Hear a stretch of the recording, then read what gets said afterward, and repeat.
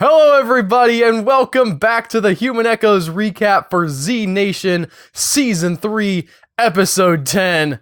This one's called They Grow Up So Fast. And oh boy, do they ever grow up fast in this episode. Well, we're gonna get to that. I'm actually gonna start with the Murphy and the 10K stuff because I was thinking about it and it really fits all in one block. They spread it out through the episode here, and it's some really amazing editing, cutting back and forth between Murphy and 10K and Doc and Addy. But really, the Murphy and 10K stuff is of a piece. It's a scene or two, and it only serves really the one plot point purpose. So we're going to get to that first.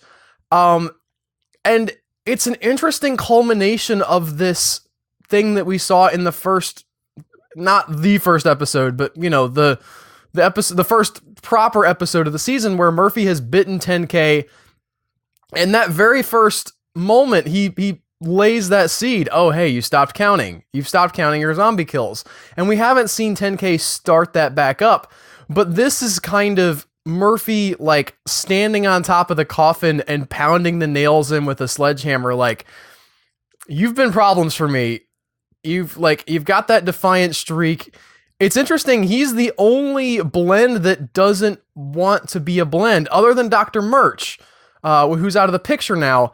Everybody else in Murphy's circles came to ask to be made a blend. So he doesn't have to worry about fighting them. They already are sort of subservient to his will anyway. They were already susceptible to that. 10K is a different story. He's a weird animal for Murphy because Murphy can control him. He can get inside of his head and pull the strings and, you know, tell him to do things. But he can't do that all the time. You know, I think we're starting to see the limits of Murphy's power if he's, like, he doesn't want to have to keep fighting 10K over and over and over again, and this is his solution. He gets 10K, he brings him in, he says, listen, kid, can't go on like this.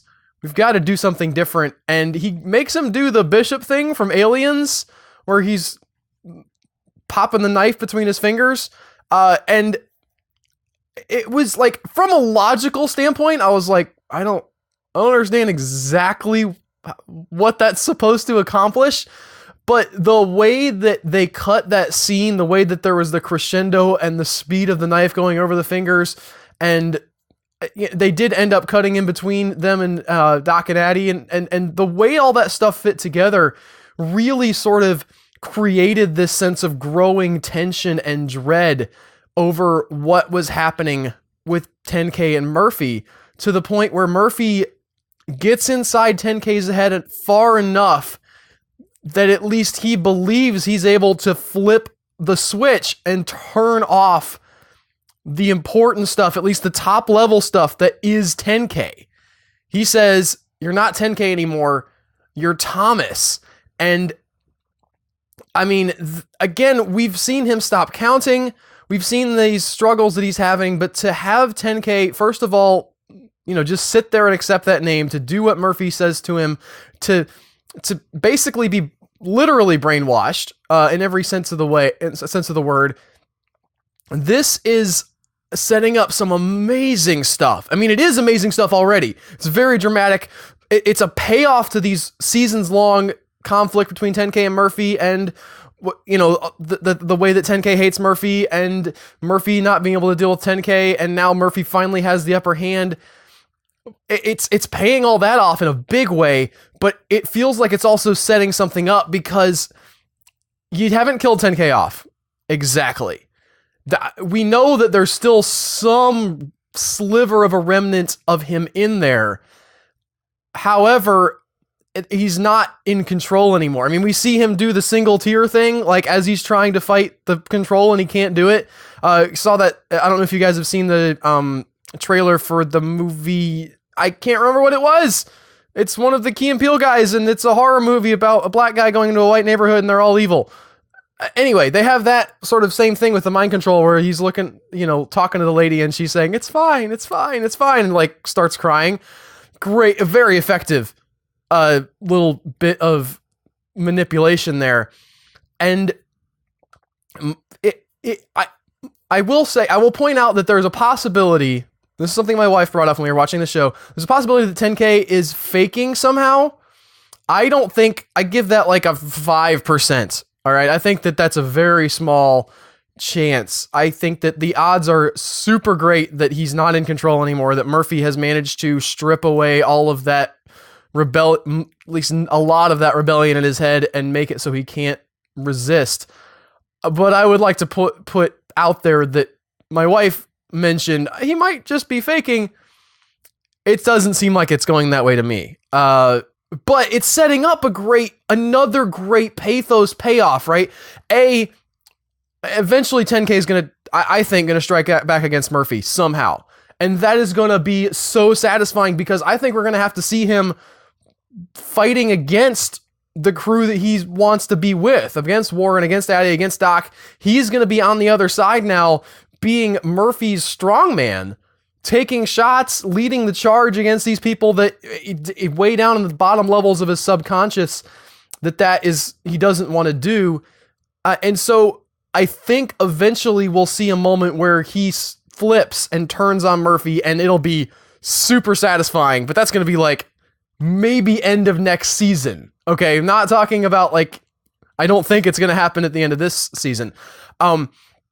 That's the road we're going down. The other thing that's really interesting about this is that we have essentially another metaphor for what the zombies are in this world, because all along they've been spinning up this idea that there is some remnant of human consciousness deep inside the zombies, but that it's trapped inside this body that's doing things that it does not want to do. And what a horror show that is. And I think this season has been the season where I realized that more than anything else. And so 10K is essentially that now. He's not a zombie, but he is. He's a zombie in a different sense of the word, but 10K has become a zombie without being bitten. He's become like the worst form of, maybe not the worst form of zombie, but because we've been with him this whole time and we have to continue being with him as he goes through this. For us, the viewer, this is like even worse than 10K getting bitten. Sort of. I don't, now that I've said that, I'm backing off in my head. Like, no, I want to see more what happens to 10K, and the drama there is really great, but it hurts for longer to see him be under Murphy's thumb and to see him lose his sense of self and become Thomas over 10K. Which, I said a lot about that. That's only maybe like 10 minutes of the episode. But now we will get to the other part, the bulk of the episode, which was about Doc and Addy going to find Lucy at the place where Murphy had left her. And we start off sort of picking up where we left off in the previous episode, which I voiced my displeasure with that sort of tag of like, why do we need to set this up? Just drop them off at the farmhouse in the next episode and have it start there. Whatever. They're getting shot at. They run away. Eventually they get captured. And we see that, you know, Lucy is there. She's a little girl now. She's like 5 years old and she's got blue skin and, you know, curls and like the whole princess get up. It's kind of adorable.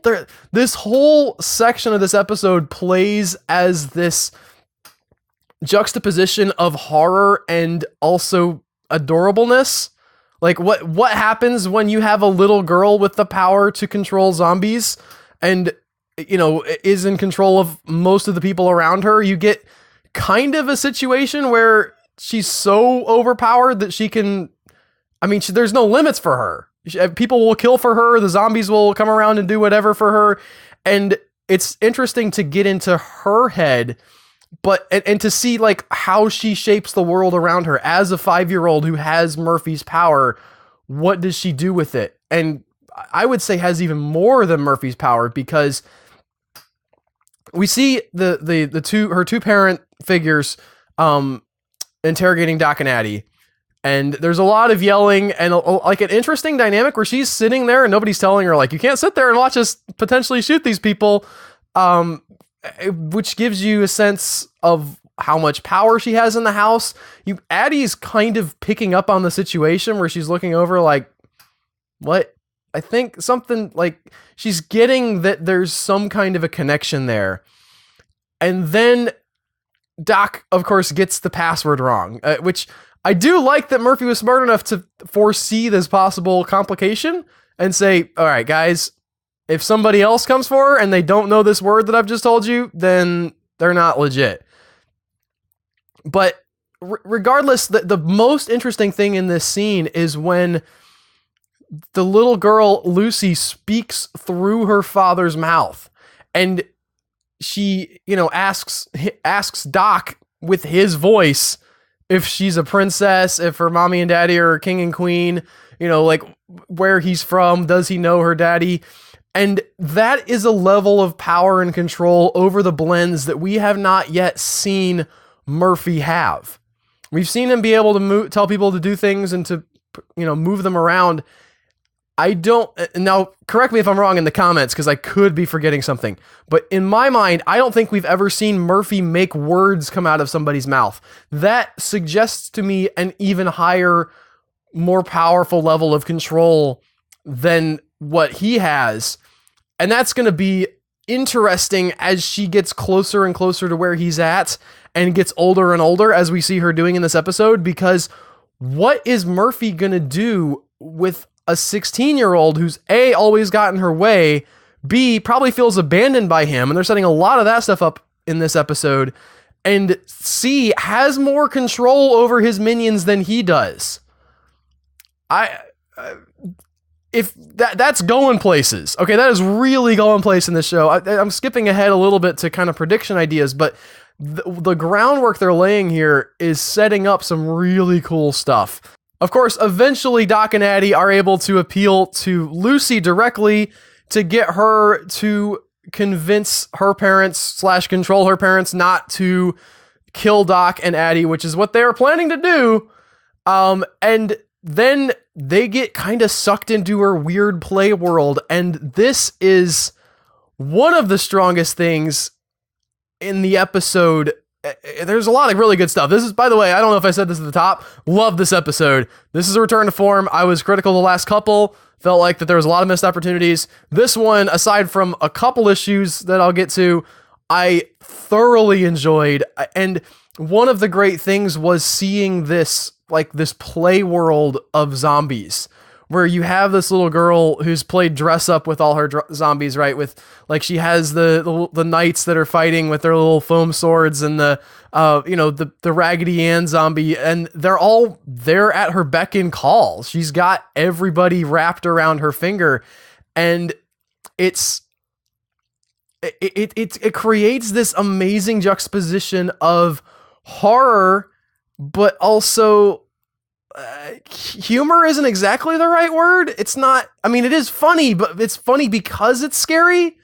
It's it's putting, it's looking at the zombie apocalypse through a child's eyes, and it's still the zombie apocalypse, but now everybody's wearing funny hats, which I don't know. For me, it was super effective. And you have that scene where the Doc is trying to find Madeline. They play hide and seek. He finds the Raggedy Ann zombie. Raggedy Ann zombie attacks him. He has to kill it, and she freaks out and runs off into the forest, gets lost. Everybody kind of goes and starts looking for her. And I think maybe one of the most important things in this episode, they haven't done a lot with the Enders yet. They've just sort of had them in the background, and I don't know if they're going to. It'd be cool if they did. It'd be cool if they developed more stuff with the Enders, but if they're just a background idea, it's still cool. And what is nice about them is that Lucy finally, possibly for the first time in her entire life, runs up against a situation where she has no control. Right? She doesn't have any zombies around she can call. Her parents aren't there to shoot the thing. And it doesn't, she thinks she should be able to control it, and it does not respond to her control. And so she has that loss of innocence, if that's a good word. It makes it sound a little bit more adult, but she has I feel like that's a line that she crosses at this moment, where she realizes that the world can still turn on her, that she still could. There are still things that are out of her control, and it's very, I think, telling to me that Addy is the one that finds her and chases the Ender off. I think that is going to be the basis for a possible bond between her and Addy, even though they haven't spent a ton of screen time together. From a child's mind, the idea that this woman came and rescued you in that moment when you first realized that you were helpless and, didn't have all the power that you thought you had, that could pay off big dividends later on. They finally do convince the parents to let her go, and in the process of convincing, we get a little bit of a clip show. There was stuff about the clip show / flashback that I liked, because again, we got some of the like kid goggles, what does this story look like through Lucy's eyes? And so it was hilarious to sort of punch it up and have Murphy be like, I'm the king. And they're like, they do the thing that they do in my favorite movie of all time, which is The Fall, where Doc is telling her about a tent. And of course, we've seen the tent. We know it's just like a sheet with some sticks stuck up. But in the story that he's telling, it's like this nice, like Coleman stand-up 10-person tent that they're all in with their nice king and queen crowns and like being all happy. I'm mommy, I'm daddy. Seeing Keith Allen be that was... it was hilarious. It was great. That stuff I liked, but they didn't stick with it. They kind of veered off towards, also we're just going to show clips because we don't want to reenact everything with the birth and with the shooting. And so it kind of took a detour into clip show land for a little bit. I think that serves a good purpose. I think that it's nice to catch people up. I think that there are maybe new viewers to the show, and you don't want to have them be lost. You don't want to say like, you have to go back and watch the other episodes. You're going to get more stuff if you watch the other episodes, but I understand from a storytelling perspective, it's nice to be able to sort of catch people up if they're not 100% on board with everything that's come before.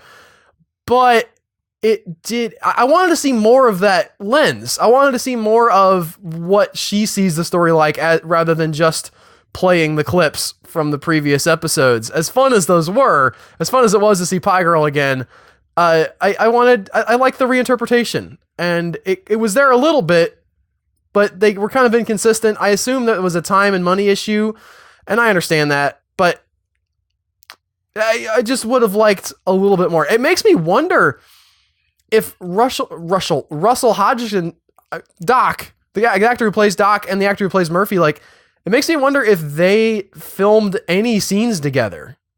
Because up until now, Murphy's been on his own, except for the one scene where he talks to everybody in the truck and then drives off at the very beginning. And then, that's it. I think that's the only scene where they've interacted. So it's possible that there was scheduling difficulties and like they shot, Russell's scenes at one point and Murphy's scenes at a different point. Keith Allen scenes.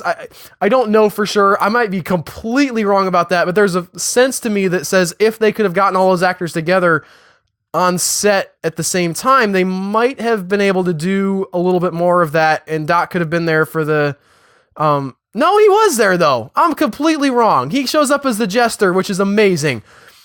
Not in my notes, guys. Jester Doc, not in my notes. Well, that's worthless. Anyway, of course, we end with the man getting Lucy and running up against maybe his first real challenge in his life. I love seeing this guy who's like this sort of cold, hard assassin figure. And he runs up against this 5-year-old girl and he's like, she's screaming and like yelling at him and like, where's my mommy? Go take me back. And like, and just like telling him, I'm going to get zombies to attack you. And he just cannot handle it. It's a wonderful, amazing dynamic. And I want to see more of that. We get a little bit of a crossover between what she can do and what Murphy is seeing, where Murphy starts, like, she gets in Murphy's head. And that is extra super, like, what's going to go on with that? I mentioned earlier, what happens if she controls Murphy's minions, right? What if she gets a hold of the zombies and the blends and she turns them against Murphy if they're having a screaming fight and she's a teenager and that's, how teenagers sometimes do. and she's never had anybody say no to her ever in her life, and she's actually only like a year old, but now she's going to be like probably 16 by the time the season ends. That's a lot of stress for any person at all, and that I think it's going to lead to some really interesting things for that character. There's just so much to love about this. I almost forgot 2 amazing kills by Doc and Addy at the very end of this with I think it was the mom and dads as zombies, where he shoves a road flare into the guy's like back of his skull and melts and burns his brain so that there's like smoke coming out of the guy's mouth. Amazing. And then Addy tops it off by like smashing a lawn gnome through the mom's eye. So lots and lots and lots to love about this episode for me. It gets us going forward. It does have that hitch of having Doc and Addy split up at the end, which is a little bit like they really wanted a lot of Doc in this season. So we had Doc flew over the cuckoo's nest earlier. In the preview for the next episode, we get Doc's Angels.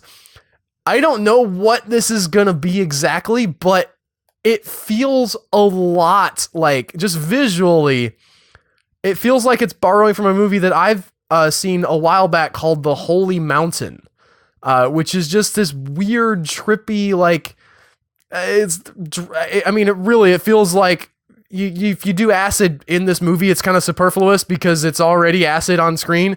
And I wonder if I don't think it's going to be like borrowing plot points from that exactly, but it's cool to see that kind of visual nod. If that's even the case, I could just be completely off base, but it does look like it's gonna be going somewhere interesting, at least visually. At least there, we're gonna be seeing something new. I hope that this one lives up to what I want. I've been disappointed overall in a lot of the sort of offshoot stories this season. I thought that there was a lot of potential in Doc Flew Over the Cuckoo's Nest, but it didn't quite get to where I wanted it to be.